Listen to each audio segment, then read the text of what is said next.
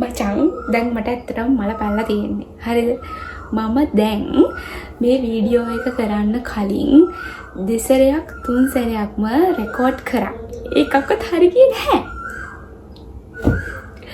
මෙහෙමයි සරලව කියන්නම්. අපිට දැන් වෙලාව ඇවිල්ලා 5 මාරයි. මම මේ වීඩියෝ එක කරන්න ගත්තේ 5යි කාලෙදා. වැඩක් උන්නේ නැහැ. දැන් වෙලාව 5 මාරයි. දැන් මට හෙට විශේෂ දවසක්. හරිද? ඔයාලා මාත් එක්ක ඉන්න මම ඔයාලට කියන්නම් මොකද වෙන්නේ කියලා. එතකොට හෙට පොඩි ගමනක් යන්න තියෙනවා. ඒ ගමන යන්න කලින් අද අපිට ගමනක් යන්න තියෙනවා. හරිද? දැන් බොයිෆ්‍රෙන්ඩ් වැඩට ගිහිල්ලා එනවා කියලා කිව්වා. මේ මාව ගන්න. එයාට පස්සේ මචං වහින්නත් වගේ කොච්චර වෙස්සත් මම අද මේ ගමනේ යන්න ඕනේ. හරිද?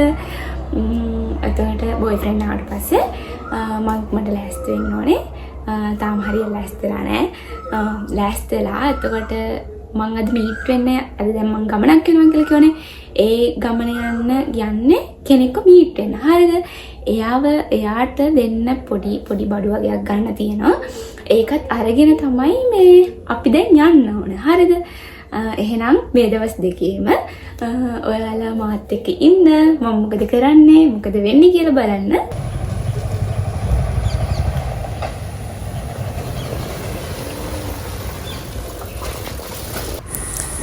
ඔන්න ඉතින් අපි මුලින්ම ගියා කාගිල්ස් එකට.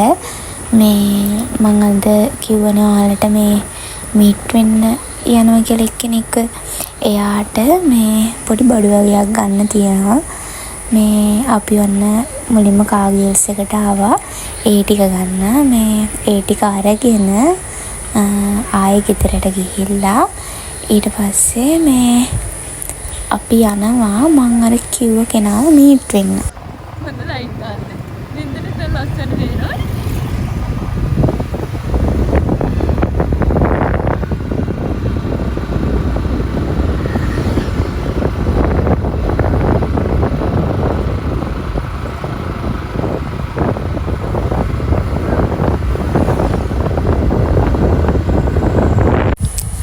ඔන්න ඉතින් අපි ආවේ අපේ අත්තම්මලාගේ ගෙදර. වලොග් එක ඉස්සරහට බලා ගන්න පුළුවන් අපි ඇයි අද මෙහෙ ආවේ කියලා. ආපු ගමන් කෑවානේ. ඉතින් මොන දේ කරන්නත් කලින් කාලා ඉන්න බෑ. අපි දෙන්නම ගොඩක් බඩගින්න ආවේ. ඉතින් ඔන්න ආපු ගමන් අපි කෑවා. අය බලන්නවා ඉතින් අපේ මිනිස්සයා අර පොඩි ළමයි ටිකවත් ළඟ තියාගෙන අර ඉන්න බල්ලව උස්සනවා.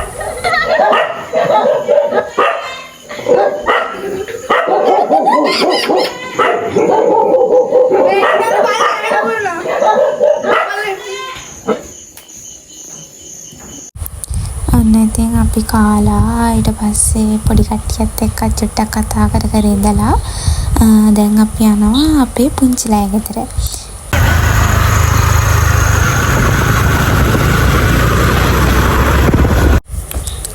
ඔන්න ඉතින් අපි පුංචිලා ගෙදරට ආපු ගමන් බඩු වගේක් අර අපි ගෙනාපු බඩේ ඒ ටික මේ ලෑස්ති කරගන්න හදන්නේ. මොකද අපේ අයියා රට යනවා. ඉතින් අපි එනකොටත් එයා අත්තම්මලා ගෙදර ඉඳියේ. ඉතින් දැන් ඔන්න දැන් ගොඩක් රැත් වෙලා අපි ඉතින් බැගේජ් එකට දාන්න බඩු ටික ලෑස්ති කරන ගමන් තමයි ඉතින් අය ඉන්නේ. නිකම්ම දාන්නේ. මේක මම කියන්නේ පොල්තෙල් හඳුන්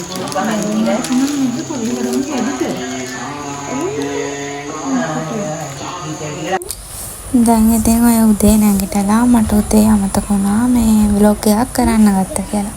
ඉතින් උදේ නැගිටලා ආයෙ ලෑස්ති වෙලා ආයෙ පුංචිලා යන්න හදන්නේ.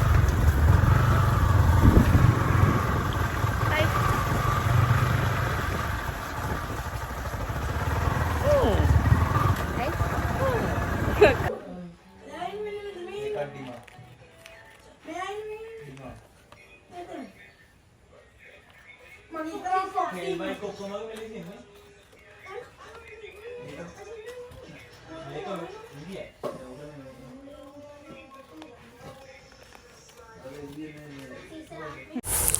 ඊට පස්සේ ඉතින් ඒ වැඩෙත් ඉවර කළා. අපි කට්ටියත් එක්ක මේ දවල්ට ඔන්න කෑවා දැන්. පරිස්සමින් ඉන්න. පරිස්සමින් ගිහින් බලාපොරොත්තු වෙනවා. අපන් ප්‍රාර්ථනා කරනවා. පරිස්සමින් ඉන්න. ඉල්ලෙන් නැහැ. දේත් ගන්න කියන දේ අරමුනේ. නේ?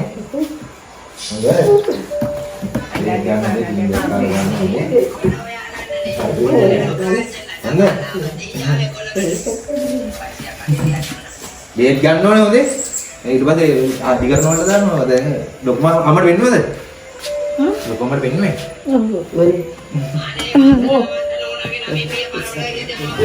නෑ.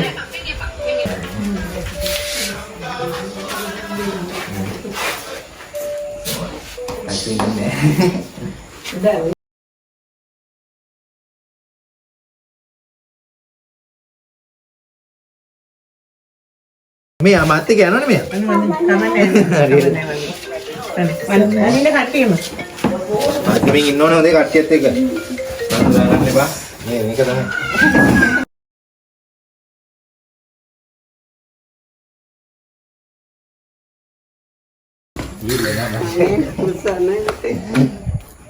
පන්තියෙන් ඉන්නවත් නෝනේ. නන්ද?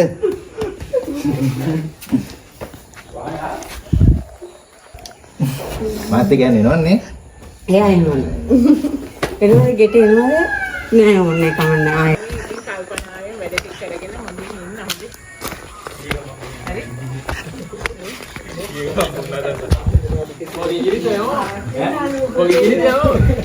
හිතල මතල වැඩ කරන්න අනාගතේ ජය ගන්න කොහොම හරි හිතල මතල වැඩ කරන්න හරි ඔය දැන් ඉතින් අපි කට්ටියත් එක්ක මේ එයාපෝට් යන ගමන් ඉන්නේ. අයියා වැරලා වෙලා එන්න.